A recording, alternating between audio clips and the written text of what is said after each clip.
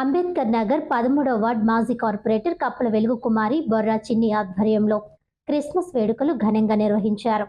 Rajahmundry 13వ ward Ambedkar నగర్లో మాజీ corporator కప్పల వెలుగు కుమారి బొర్రా చిన్ని ఆధ్వర్యంలో క్రిస్మస్ ఘనంగా నిర్వహించారు.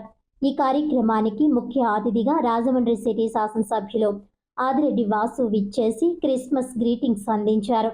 ముందుగా క్రిస్మస్ కేక్ కటింగ్, అనంతరం వృద్ధులకు, మహిళలకు చీరలు, దుప్పట్లు పంపిణీ చేశారు. ఈ కార్యక్రమంలో తెలుగుదేశం సిటీ అధ్యక్షులు మజ్జి రాంబాబు, 13వ వార్డ్ టీడీపీ నాయకులు బొర్రా చిన్ని, తొరకల నిర్మల, చండీప్రియ, అప్సర, దళిత నాయకులు రాజేంద్ర ప్రసాద్, కోరుకొండ చిరంజీవి తదితరులు పాల్గొన్నారు. అనంతరం ప్రేమ విందు జరిగింది. కూటమి ప్రభుత్వం కట్టుబడి ఉంది. ఈ క్రైస్తవుల యొక్క విశ్వాసాన్ని పెంచి పోషించేవారు, పెంపొందించేవారు ఎవరంటే పాస్టర్స్. ఆ పాస్టర్స్ అందరికీ కూడా క్రిస్మస్ ముందు రోజునే 8,418 మంది రాష్ట్రంలో ఉన్న పాస్టర్స్కి నెలకి 5,000 కింద, సంవత్సరానికి 12 నెలలు ఇంకా 5,000, 60,000, 51 కోట్ల రూపాయలు 8,418 మంది క్రిస్మస్ ముందు రోజునే జమ చేయడం జరిగింది.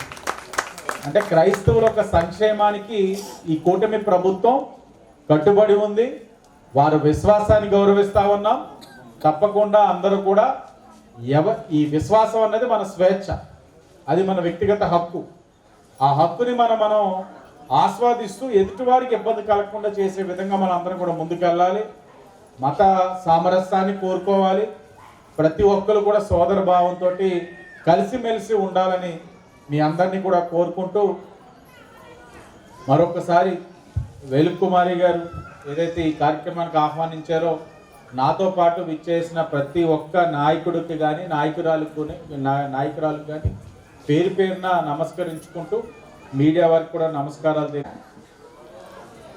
అది మన రాజమండ్రి శాసనసభ్యులు ఆదిరెడ్డి శ్రీనివాస్ గారి చేతుల మీదుగా ప్రతి ఒక్కరికి ఈ పండగ దినాల్లో ఒక కానుక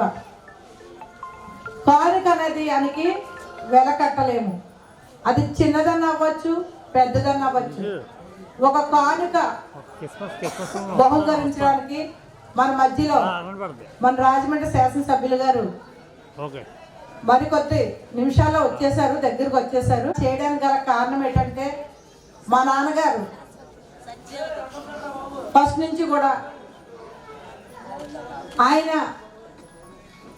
బాధ చేస్తూ అలా తిరిగేవారు.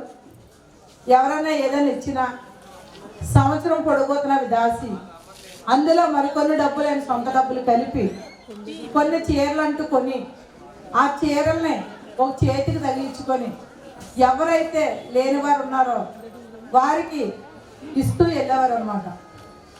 నేను చెప్పినా ఇచ్చేవారు కదా, పలానా ఆవిడకి ఇవ్వండి అంటే ఇచ్చేవారు కాదు.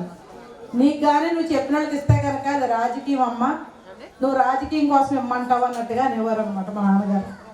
కానీ మా కుటుంబానికి ఫస్ట్ నుంచి కూడా ఇదే ఆనవాయితీగా, నాన్నగారు లేకపోతే మేము ఇలా నడుపుతున్నాము. కోవిడ్ టైంలో అనేక కుటుంబాలని, మరి ముఖ్యంగా నా పేటల వాళ్ళకి, డ్వాక్రా గ్రూపులు ఉన్న ప్రతి ఒక్కరికి కూడా 25 కేజీలు బియ్యం బస్తా, 5 కేజీలు నూనె డబ్బా, 1,500 రూపాయలు క్యాష్ వాళ్ళ కిరాణా కొనుక్కోవడానికి, కూరగాయలు ఇచ్చేవాళ్ళం, బియ్యం ఇచ్చేవాళ్ళం, నూనె డబ్బా ఇచ్చేవాళ్ళం. అంతేకాకుండా ఎంతకాలం అయితే కోవిడ్ ఉందో అంతకాలం కూడా గన్ని కృష్ణ గారు ప్రతిరోజు కూడా రోజుకొక ఐటెం వేసి, అంటే ఒక అన్నము, ఒక కూర, ఒక చారు, అవి కాకోకుండా స్వీటు, ఫ్రూటు ప్రతిరోజు కూడా గుడ్డు వేసేవారు. ఆ భోజనం అంతట్లోనూ ప్రతిరోజు మరలా ప్రత్యేకించి ప్రతిరోజు కూడా గుడ్డు ఉండేదన్నమాట.